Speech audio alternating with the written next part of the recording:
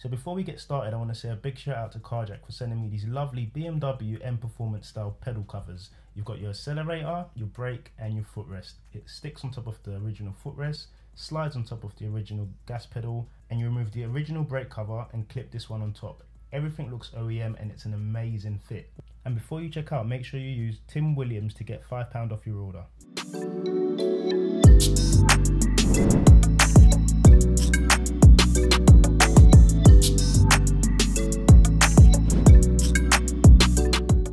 Guys, what is going on? Welcome back to another video, and in this video we're going to be going for a drive and we're going to talk about why I got the M2 and why I sold the M140. Let's make it clear, I'm not going to slate the M140. So if you think I'm going to slate the M140, please don't think so, because like I said, I love that car, but there were quite a few aspects into the reason why I got the M2. But yeah, let's go for a drive and talk about it.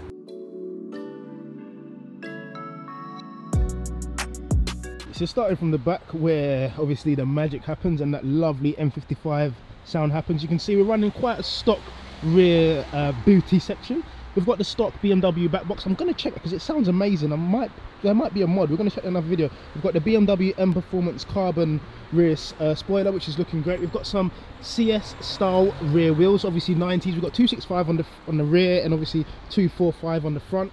Everything else is stock. We haven't got tint, so we will be fixing that at some point.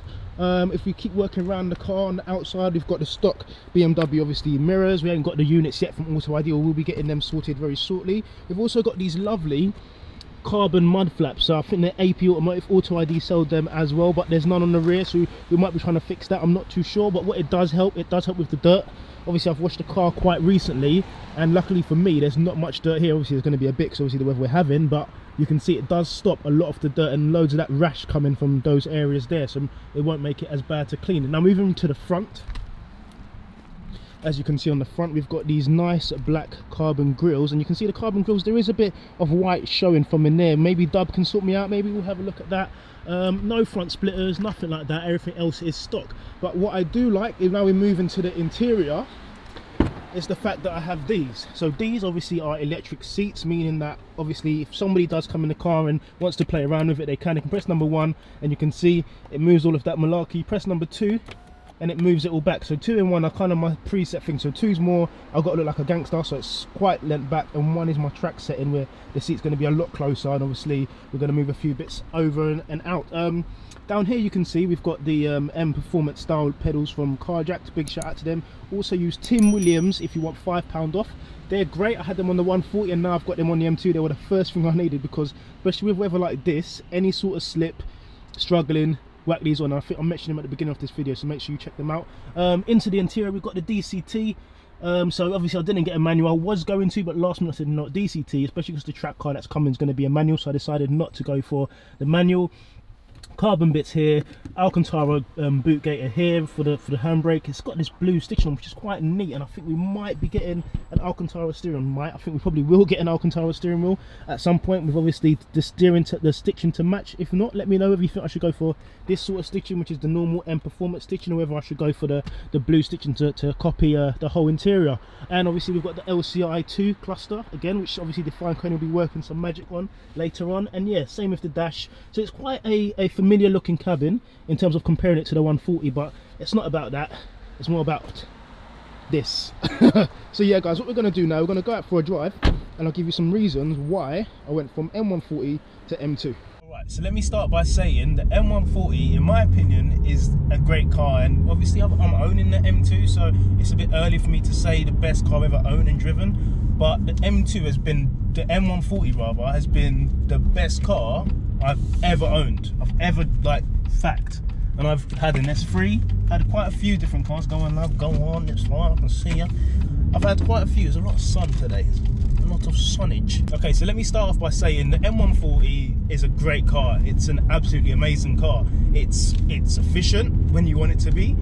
With the B58 being such a great engine, I think, and I've said this time and time again, it deserves, if it hasn't won awards, it deserves to win an award for one of the best engines ever made. With that in mind, like literally, if we want to talk about gains per pound, it's ridiculous. You get in touch with, you're giving me away, lovely blind spots.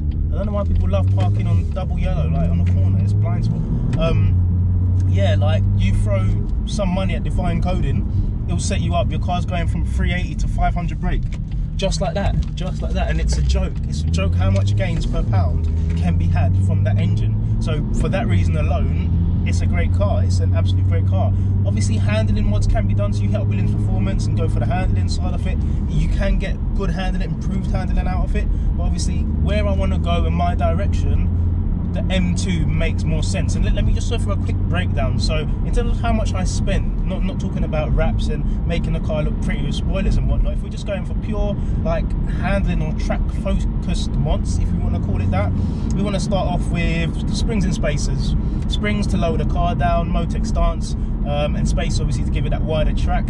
It's not really gonna do magic stuff towards the car's handling, but already you're looking at around 400 quid. 400 quid, and obviously once you think about, you've got to get front and rear pads, at least front and rear track pads at least, if you really want to take it serious, you're going to be spending close to 450 sort of thing. Again, DS2500s for me, for the track, they're great. For the road, they're not really legal because obviously they're cold biting point, they're not really good cold, and the only real way you're going to see the true power or see how good the DS2500s really are is when you go on track, because there's no way that you'll be able to get the real power out of them on the road, because you won't be going through those braking cycles. It's impossible unless you've got an empty road, flat ground, and you're constantly going for it and hammering it. Other than that, they're never going to really get up to temp. But when they do get up to temp, boy, when they stop you, I mean they stop you. I haven't even experienced them as much as I have most recently on my recent track day, which I didn't film, at Brands, and they really got up to temp, and that's when I was like, wow, this is what it's been doing. I've hooned the car on the road and then nothing in comparison. So big shout out to Williams Performance for those pads as well, and obviously with the brake fluid, RBF 600 or RBF 660. Like I said, BM3 transforms the car. Not that it's lacking power, but if you do want it, Define Coding slapped Boot Mod 3 on there, and it was ridiculous the amount of power. And obviously, where I got the map pack as well, it made sense I could go from stage 1, stage 2 and stock. Not that I did, but I think a few times the wife had to drive the car, and obviously I'd switch it into stock mode, because obviously she ain't driving DSC off, she likes comfort, and I think it was a bit too punchy for her when she first done it. I think the best words to describe it, I can't say because my son's next to me, but yeah, she was quite shocked at the power. And with that XHP, because obviously the gearbox, as you know, the ZFA, great gearbox, obviously having 8 gears makes it efficient, but XHP really does tighten it up. So again, that was obviously around 250. So in total, if you want to add that all up so far, we're looking at about £1,430. So just close to £1,500. We're looking at closer to sorting out the handling. We obviously did the inserts, the poly bushes, I think they're called, Power Flex from Williams Performance. We've done the diff, which I think if you're mapping any car, you should. If you can get away with not needing a diff, then hat off to you. Obviously, where I do track the car, and obviously in the direction I was going, the M140 having a track-based diff, not a thing, no, that's not the right word. Having a diff on a track car that sees track was a no-brainer. Any other car, I wouldn't have bothered. If I weren't driving it on track, I might not have bothered, but again, with the weather we have and being able to put that foot down, especially in DSC off mode, come on, Define Coding's favourite mode, we're going to get him in the car, guys, very soon, just to show you guys how much he loves it. Not. But yeah, so diff, and obviously with that we also done the brace. So the underbody brace, again fitted by Williams Performance, absolutely transformed the car. And I think if you're chasing handling, those two things should be definitely on the menu: a diff, and obviously inserts, and obviously the brace. And then once you've done all of that, you're looking at probably close to, I don't know, £3,000 spent on the car. So around £3,000 spent on the car. And obviously from there, what I didn't do and what I probably would have done, Rick Tech tells me something differently. He says once you do the dampers on the car, it absolutely transforms it. So that's something maybe that I should have done. The KW3s, obviously the B16s is what I would have had to go down. So obviously I want adjustable dampening and rebound sort of thing, because on track and on road, if you're going to use it on both, you definitely don't want it as hard as it is on road as it is on track. That doesn't make sense for your spine. It just doesn't make sense. And once you've done that, obviously to get that nice steering feel, I would have had to do camber plates or the M4 lower control arms, which most people do on the 140s. And if we add all of those things up, I'm not that good at maths, but I want to say we're around the 5,500 mark. 5,500 for all of those parts combined, for me, still wouldn't have given me the feeling that I wanted. And this is my main reason for selling. It just didn't make sense, because if I had gone that far, would that car still have given me the confidence on track that the M2 does right now out of the box? I want to say no. Obviously someone can prove me wrong, but I want to really say no. And if you think about the 3 things that matter most to people when you're buying a car, got this sun. I don't know how stupid it's making me look. I hope my mouth's not just like all lit up and that, but we've got the worst angle of light ever. Hopefully there's not going to be so much when we go this way. That's a lot better. I don't mind it in that I kind of look a light. I don't like defined, obviously. Hey, you stay there. You stay right there. You stay there, fool. Yeah, straight line, handling, and track. Those are the 3 questions I always ask, like tick boxes. Straight line, M140, all day, every day, because of, like I said, the gains per pound is ridiculous. N55 can be tuned and will be tuned, but yeah, straight line, M140 goes to it without a doubt. Handling, M2 every day, and for the track, which means out of the box for a track, M2. So with all of those components, with all of those variables, what the bomber? With all of these variables at play, if all of this guy wants to die, huh?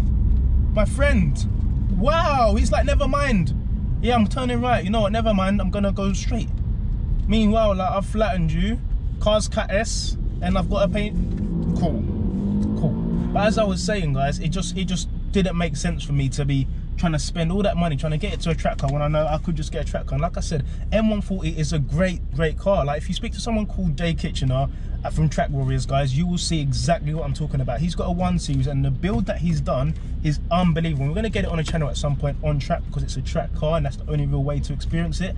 But the chassis is capable, but you've got to throw a lot of money at it. Guys, when I say follow Jay and just look at his page, Kitch, I want to say Kitch96, but again, I'll leave it Instagram here. You will see exactly what's needed to get the car to comply, and his car will probably handle way better than the M2, that without fail, because he's done what's needed to be done on the M140. And if I had that mindset from the beginning to say, Tim, you're buying the M140 to get it on track, I would have been fine. But my thing was, I wanted the M140 to be a really, really fast car, which I made it to. I didn't really need to chase 500 bhp, even though I wanted to.